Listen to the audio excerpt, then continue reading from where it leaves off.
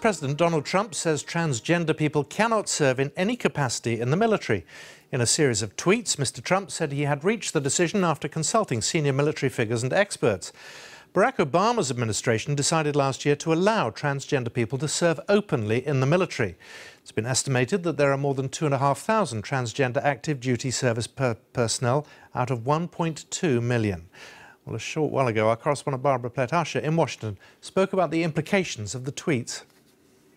You know, it's very difficult to analyze how big a deal this is because it's come out of the blue. It's a couple of tweets this morning making very categorical statements saying that transgender recruits or officers or soldiers are not allowed to serve in any capacity because the Army should not be burdened with the medical costs or the disruption and so on.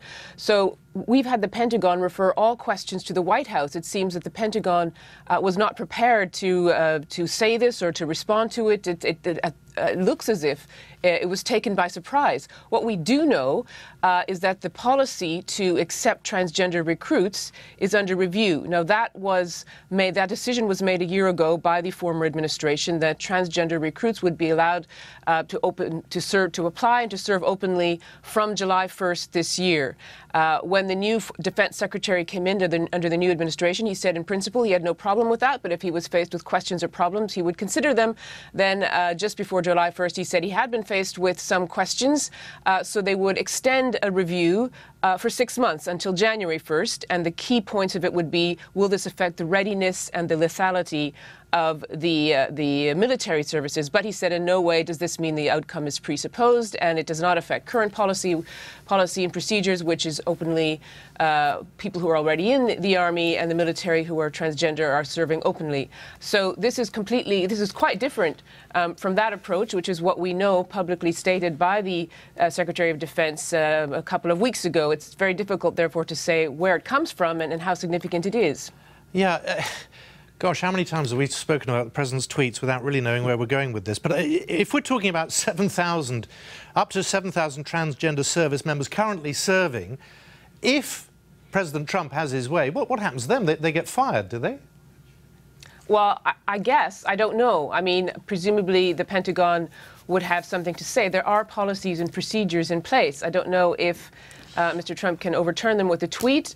He's suggesting that he has been in consultation with the Pentagon, which would mean perhaps there had been some groundwork laid, but that's not what we've been told, and that's not what the procedures are in place. So it's very difficult to know. The policies that are under review is the recruitment of transgender candidates. So Mr. Trump, for example, raised some issue about medical costs. Yes, that is an issue, whether the Army has to provide transition services for people transitioning from one gender to another as part of healthcare costs. Now, that would presumably affect people already serving, because what the announcement said last year was those who apply as new recruits, they have to have been sort of stable or comfortable in their chosen gender for 18 months. So there are all kinds of complicated questions around this issue, which the 4 branches of the military had already been looking into and which they had been discussing with the Secretary of Defense. To what degree they've also been discussing that directly with Mr. Trump, and whether that changes policy completely because of one tweet, I guess we'll have to wait and see. Barbara Pletasha.